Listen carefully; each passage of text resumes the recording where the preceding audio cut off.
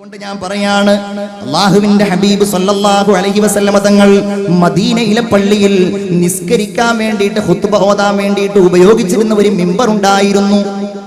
ഒരു മിമ്പർ. ആ മിമ്പർ പള്ളി പുതുക്കി പണിയുന്ന സമയത്ത് ഒന്ന് മാറ്റി. അങ്ങനെ റസൂലുള്ളാഹി അടുത്ത വെള്ളിയാഴ്ച വന്നിരിക്കുകയാണ്. വെള്ളിയാഴ്ച അങ്ങനെ ഖുത്ബ ഓതുകയാണ്.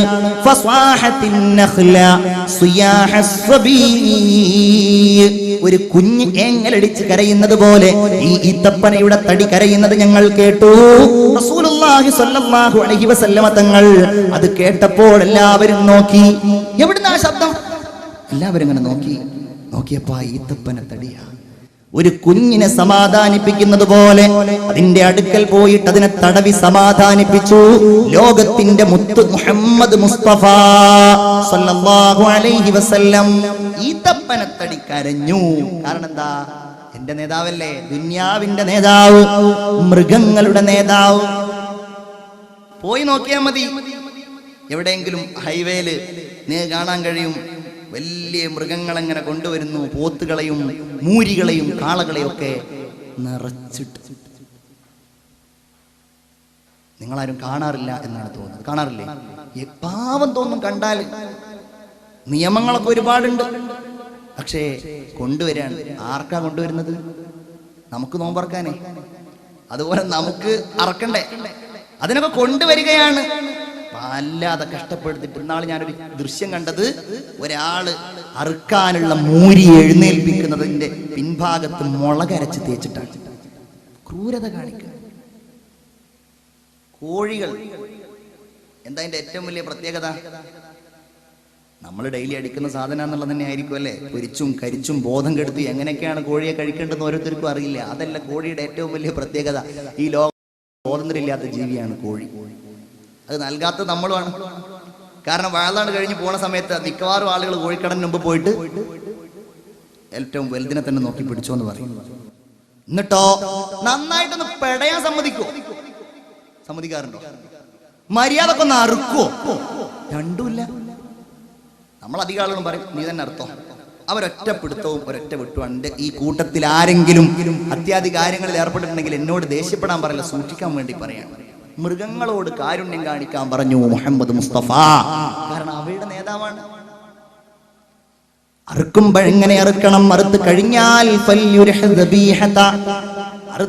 അറുക്കപ്പെട്ട മൃഗത്തിന് സ്വാതന്ത്ര്യം നൽകട്ടെ. അതാണ് എല്ലാ മൃഗങ്ങളുടെയും നേതാവ് മുഹമ്മദ് മുസ്തഫ.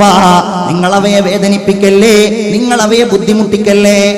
അൻസ്വാരിയായ ഒരു സ്വഹാബിയുടെ തോട്ടത്തിലേക്ക് ചെന്നു. അവിടെ ഉണ്ട് ഒരു ഒട്ടകം. ആ ഒട്ടകം ഇങ്ങനെ വന്നു നബിയുടെ അടുക്കൽ വന്നിട്ട് ഇങ്ങനെ തല ഇങ്ങനെ താഴ്ത്തി കൊടുത്തു. നബി ഇങ്ങനെ നോക്കിയപ്പോഴോ ഒട്ടകത്തിന്റെ കണ്ണുകൾ ഇങ്ങനെ നിറഞ്ഞൊഴുകുന്നുണ്ട്. നബി എന്ത് ചെയ്തു? മൃദുലമായ കൈകൾ കൊണ്ട് ആ ഒട്ടകത്തിന്റെ താട ഇങ്ങനെ തടവിക്കൊടുക്കുകയാണ്. എന്നിട്ട് ചോദിച്ചു, മൻ റബ്ബു ഹാദൽ ജമൽ? ഇതാരുടെ ഒട്ടകമാണ്? അൻസാരിയായ ഒരാൾ പറഞ്ഞു, ലീ യാ റസൂലല്ലാഹ്, അതെന്റെ ഒട്ടകമാണ് നബിയേ. എന്തേ ഈ ഒട്ടകത്തിന്റെ കാര്യത്തിൽ നീ അല്ലാഹുവിനെ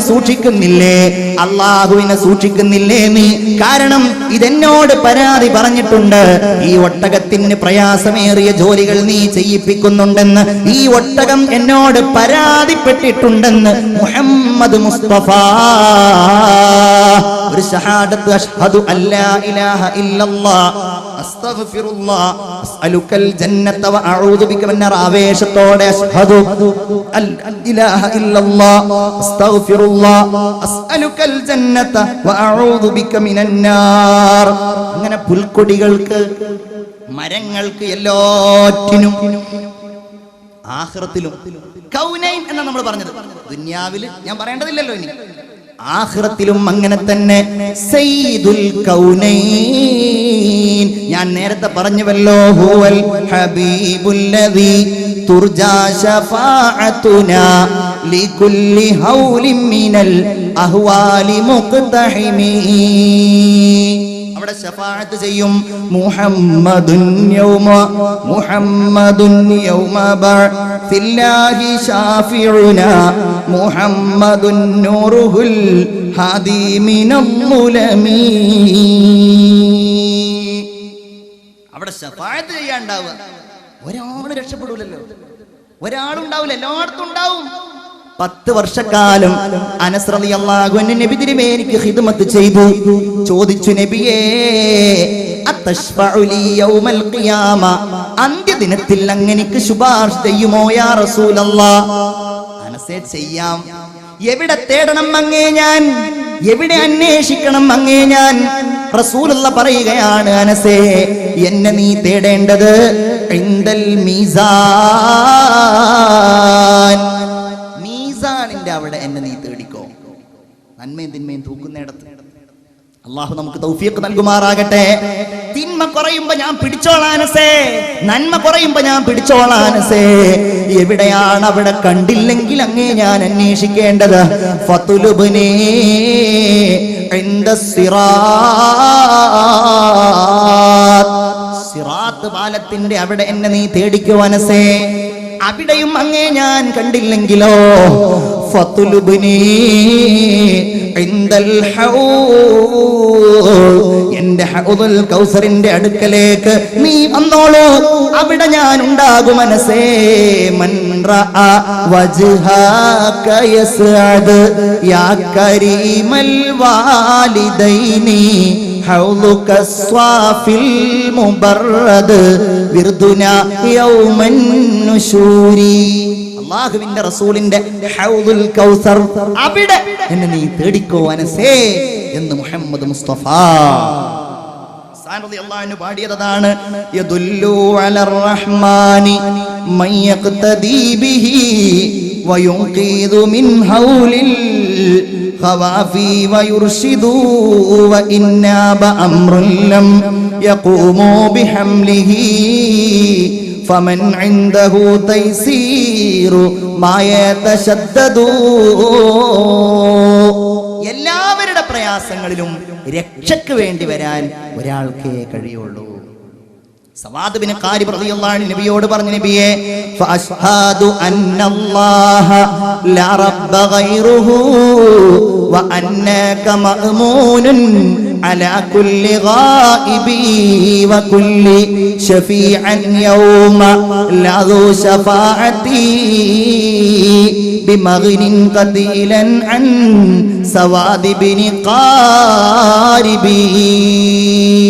നമുക്കും പറയാനുള്ളതാണ്, നമുക്കും അപേക്ഷിക്കാനുള്ളതാണ്.